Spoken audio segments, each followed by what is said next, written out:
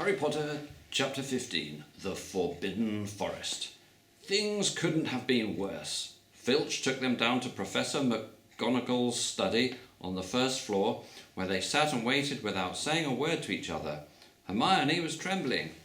Excuses, alibis, and wild cover-up stories chased each other around Harry's brain, each more feeble than the last. He couldn't see how they were going to get out of trouble this time. They were cornered. How could they have been so stupid as to forget the cloak?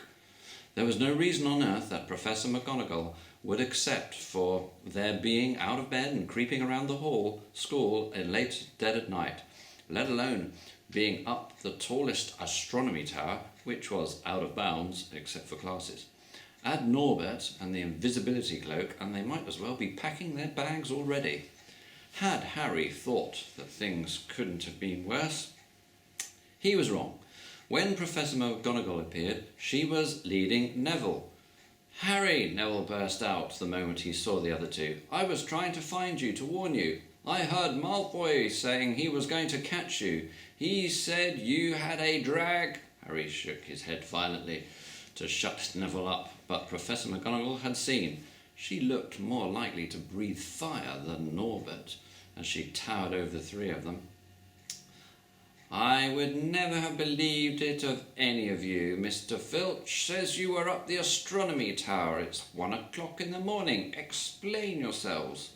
It was the first time Hermione had ever failed to answer a teacher's question. She was staring at her slippers, as still as a statue.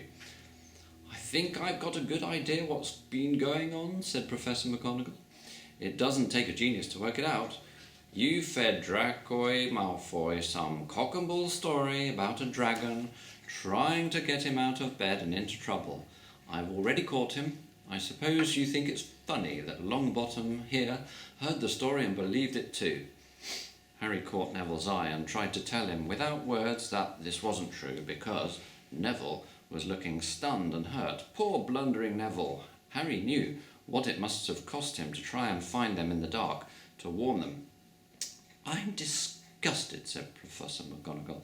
4 students out of bed in one night. I've never heard of such a thing before. You, Miss Granger, I thought you had more sense. As for you, Mr. Potter, I thought Gryffindor meant more to you than this. All 3 of you will receive detentions. Yes, you too, Mr. Longbottom. Nothing gives you the right to walk around the school at night, especially these days. It's very dangerous, and 50 points will be taken from Gryffindor." 50? Harry gasped. They would lose the lead he's won in the last Quidditch match. 50 points indeed each, said Professor McGonagall, breathing heavily through her long pointed nose. "Professor, please, you can't. Don't tell me what I can and can't do, Potter. Now, get back to bed, all of you. I've never been more ashamed of Gryffindor students." 150 points lost. That put Gryffindor in last place. In one night they'd ruined any chance Gryffindor had had for the House Cup. Harry felt as though the bottom had dropped out of his stomach. How could they ever make up for this? Harry didn't sleep all night. He could hear Neville sobbing into his pillow for what seemed like hours. Harry couldn't think of anything to say to comfort him. He knew Neville, like himself, was dreading the dawn. What would happen when the rest of Gryffindor found out what they'd done? At first, Gryffindor's passing the giant hourglasses that recorded the house points next day thought there'd been a mistake. How could they suddenly have 150 points fewer than yesterday? And then the story started to spread. Harry Potter, the famous Harry Potter, their hero of 2 Quidditch matches, had lost them all those points, him and a couple of other stupid first years. From being one of the most popular and admired people at the school, Harry was suddenly the most hated. Even Ravenclaws and Hufflepuffs turned on him, because everyone had been longing to see Slytherin lose the House Cup. Everywhere Harry went, people pointed and didn't trouble to lower their voices as they insulted him. Slytherins, on the other hand, clapped as he walked past them, whistling and cheering. "Thanks, Potter, we owe you one." Only Ron stood by him. "They'll all forget this in a few weeks. Fred and George have lost loads of points in all the time they've been here, and people still like them." "They've never lost 150 points in one go, though, have they?" said Harry miserably. "Well, no," Ron admitted. It was a bit late to repair the damage, but Harry swore to himself not to meddle in things that weren't his business from now on. He had had it with sneaking around and spying. He felt so ashamed of himself that he went to Wood and offered to resign from the Quidditch team. "Resign?" Wood thundered. "What good'll that do? How are we going to get any points back if we can't win at Quidditch?" But even Quidditch had lost its fun. The rest of the team wouldn't speak to Harry during practice, and if they had to speak about him, they called him the Seeker. Hermione and Neville were suffering too. They didn't have a bad time as Harry, because they weren't as well known, but nobody would speak to them either. Hermione had stopped drawing attention to herself in class, keeping her head down and working in silence. Harry was almost glad when the exams weren't far away. All the revision he had had to do kept his mind off his misery. He, Ron and Hermione had kept themselves to themselves, working late into the night, trying to remember the ingredients in complicated potions, learning charms and spells off by heart, memorize the dates of magical discoveries and goblin rebellions.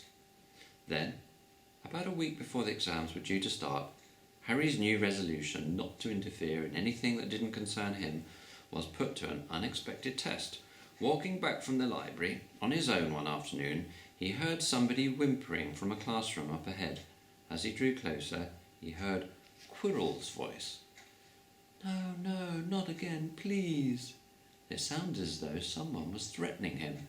Harry moved closer. All right, he heard Quirrell sob.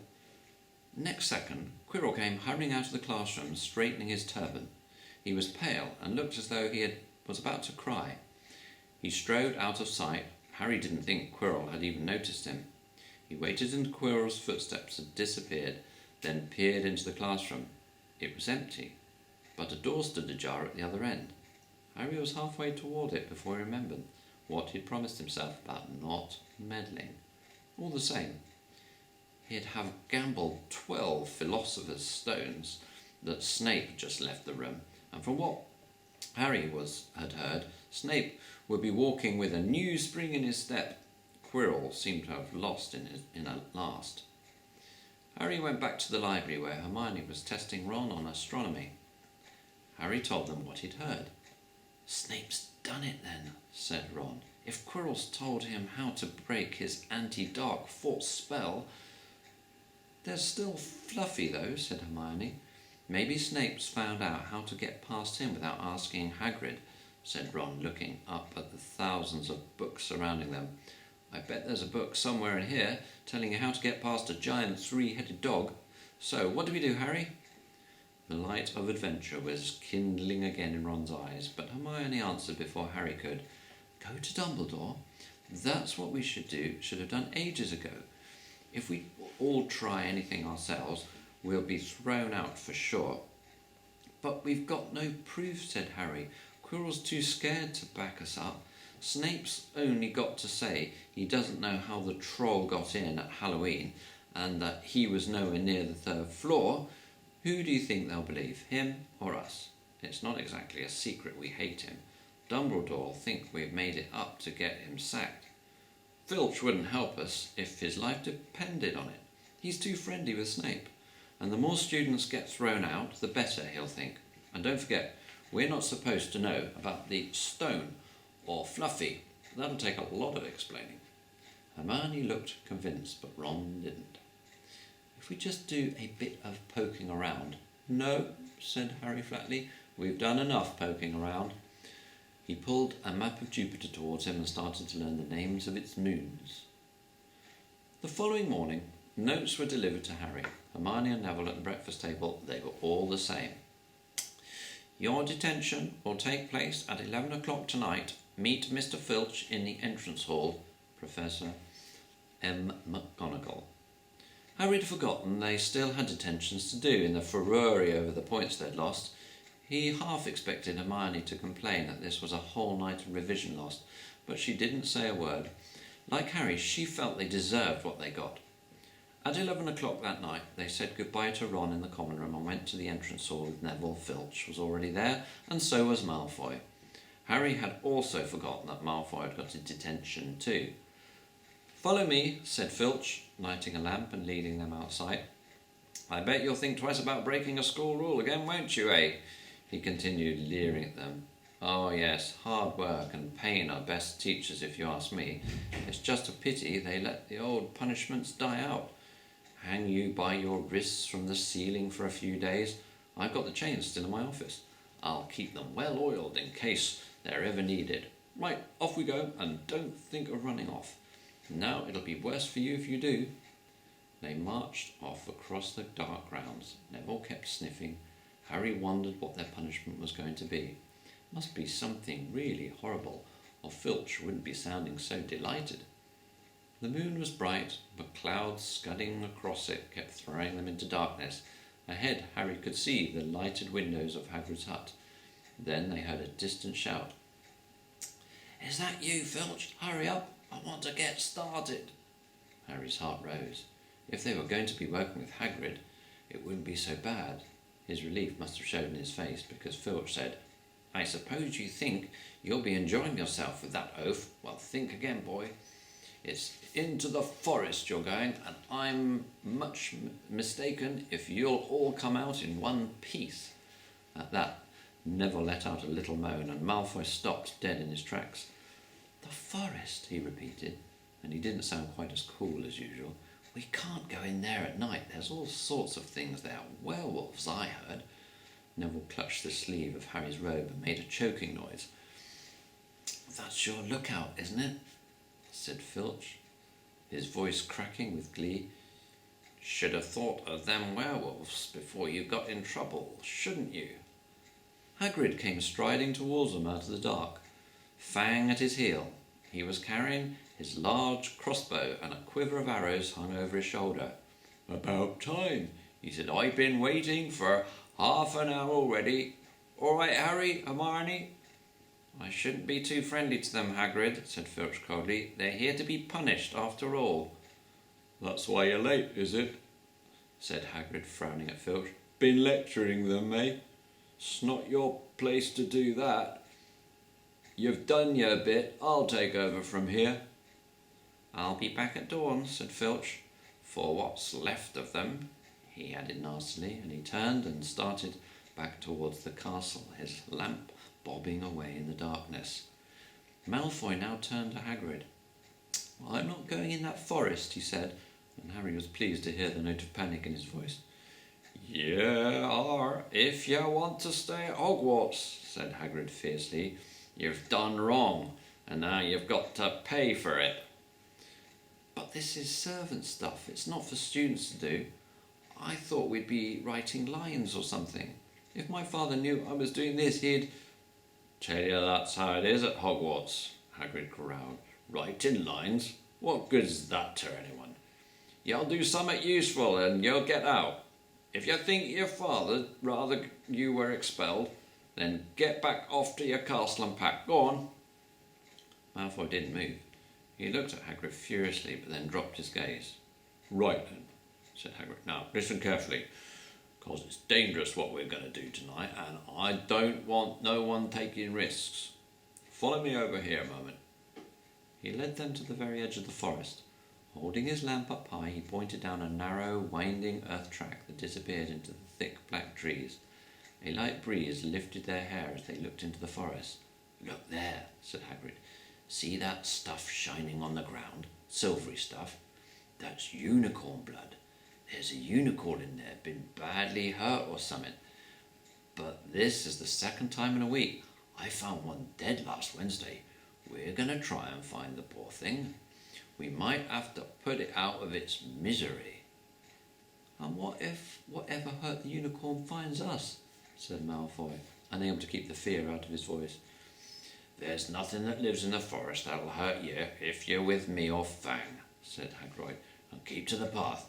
Right now, we're going to split into two parties and follow the trail in different directions. There's blood all over the place. It must have been staggering around since last night at least."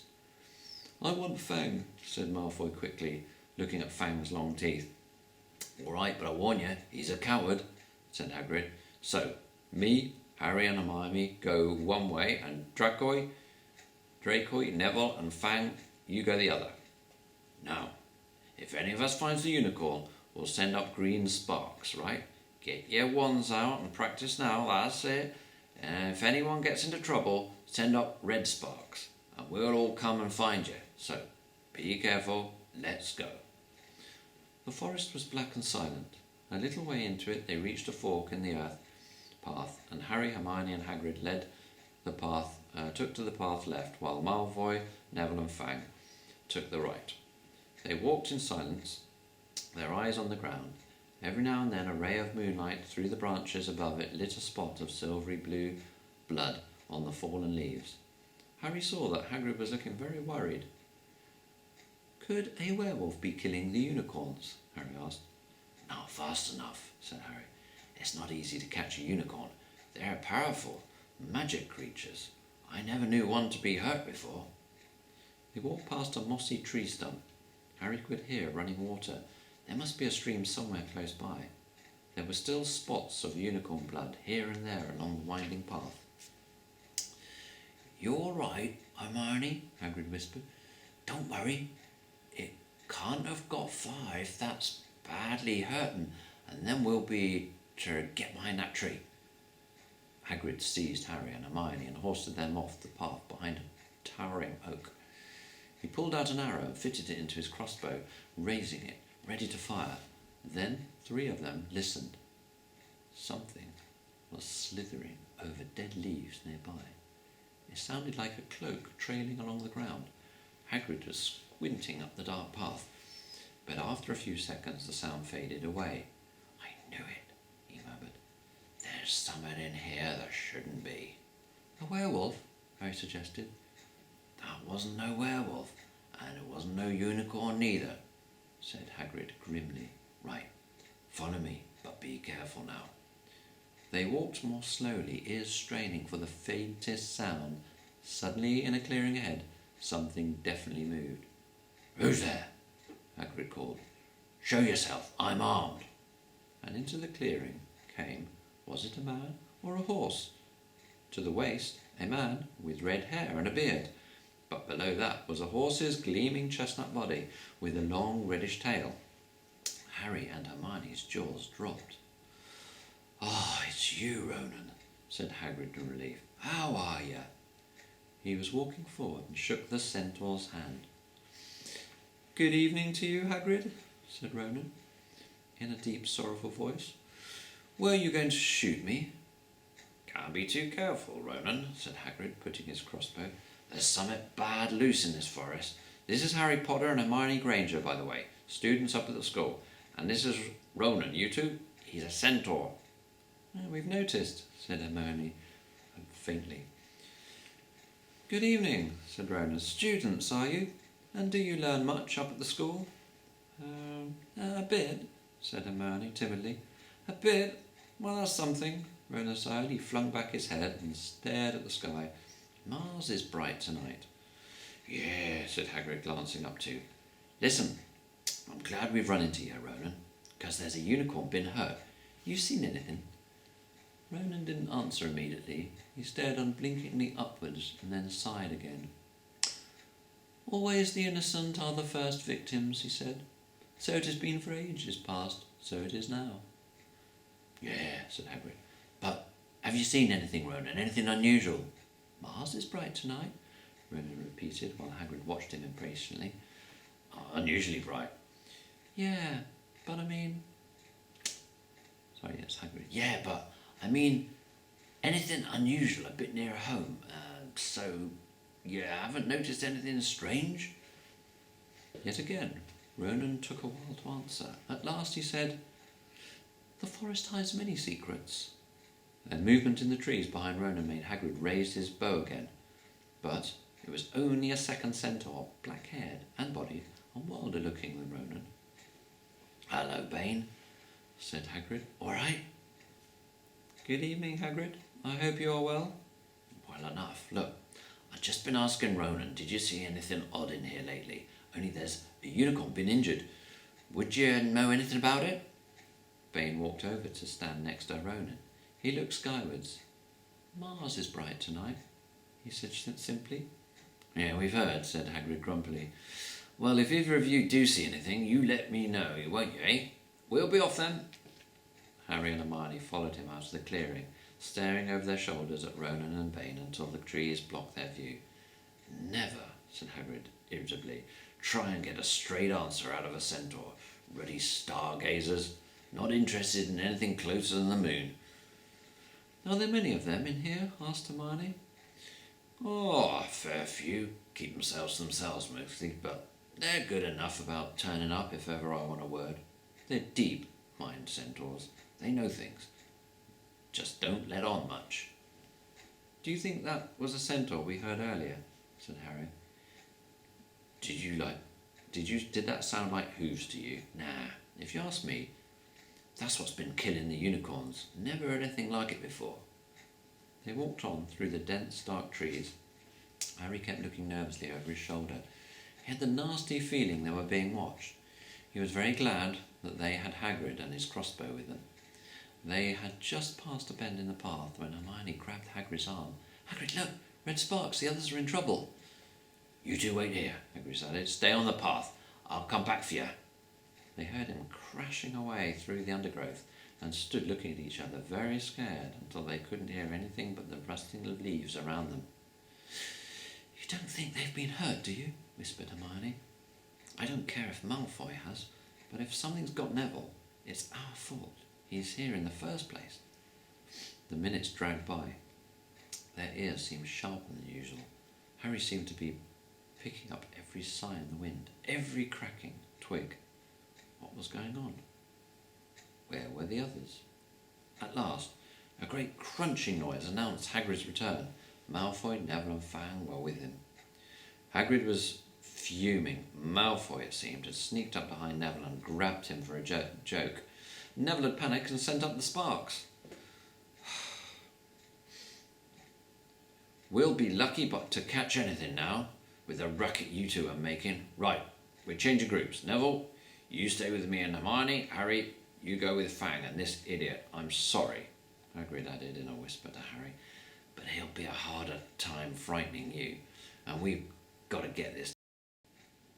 So, Harry set off into the heart of the forest with Malfoy and Fang. They walked for nearly half an hour, deeper and deeper into the forest, until the path became almost impossible to follow because the trees were so thick. Harry thought the blood seemed to be getting thicker. There were splashes on the roots of a tree, as though the poor creature had been thrashing around in pain close by. Harry could see a clearing ahead through the tangled branches of an old oak. Look, he murmured, holding up his arm to stop Malfoy. Something bright white was gleaming on the ground. They inched closer. It was a unicorn, all right, and it was dead. Harry had never seen anything so beautiful and sad. Its long, slender legs were stuck out at odd angles where it had fallen, and its mane spread pearly white on the dark leaves. Harry had taken one step towards it when a slithering sound made him freeze where he stood. A bush on the edge of the clearing quivered. Then, out of the shadows, a hooded figure came crawling across the ground like some stalking beast. Harry, Malfoy and Fang stood transfixed. The cloaked figure reached the unicorn. It lowered its head over the wound in the animal's side and began to drink its blood. Ah! Malfoy let out a terrible scream and bolted. So did Fang. The hooded figure raised its head and looked right at Harry. Unicorn blood was dripping down its front. It got to its feet and came swiftly towards him. He couldn't move for fear. Then a pain pierced his head like he'd never felt before. It was though his skull was on fire. Half blinded, he staggered backwards. He heard hooves behind him, galloping, and something jumped clean over him, charging at the figure. The pain in Harry's head was so bad he fell to his knees. It took a minute or two to pass. When he looked up, the figure had gone. A centaur was standing over him, not Ronan or Bane. This one looked younger. He had white blonde hair and a palomino body. It's a hard word to say. Palomino body. "Are you all right?" said the centaur, pulling Harry to his feet. "Yes, thank you. What was that?" The centaur didn't answer. He had astonishingly blue eyes, like pale sapphires. He looked carefully at Harry, his eyes lingering on the scar which stood out livid on Harry's forehead. "You are the Potter boy," he said. "You had better get back to Hagrid. The forest is not safe at this time, especially for you. Can you ride? It would be quicker this way." "My name is Firenze," he added, as he lowered himself on his front legs so that Harry could clamber onto his back. There was suddenly a sound of more galloping from the other side of the clearing. Ronan and Bane came bursting through the trees, their flanks heaving and sweaty. "Firenze," Bane thundered, "what are you doing? You have a human on your back. Have you no shame? Are you a common mule?" "Do you realise who this is?" said Firenze. "This is the Potter boy. The quicker he leaves the forest, the better." "What have you been telling him?" growled Bane. "Remember, Firenze, we are sworn not to set ourselves against the heavens. Have we not read what is to come into the movements of the planets?" Ronan pawed the ground nervously. "I'm sure Firenze thought he was acting for the best," he said in his gloomy voice. Bane kicked his back legs in anger. "For the best? What is that to do with us? Centaurs are concerned with what has been foretold. It is not our business to run around like donkeys after stray humans in our forest." Firenze suddenly reared up on his hind legs in anger, so that Harry had to grab his shoulders to stay on. "Do you not see that unicorn?" Firenze bellowed at Bane. "Do you not understand why it was killed? Or have the planets not let you into that secret? I set myself against what is lurking in this forest. Bane, yes, with humans alongside me if I must." And Firenze whisked around with Harry clutching on as best he could, and they plunged off into the trees, leaving Ronan and Bane behind them. Harry didn't have a clue what was going on. "Why is Bane so angry?" he asked. "What was that thing you saved me from, anyway?" Firenze came to a slow walk, warned Harry to keep his head bowed in case of low-hanging branches, but did not answer Harry's question.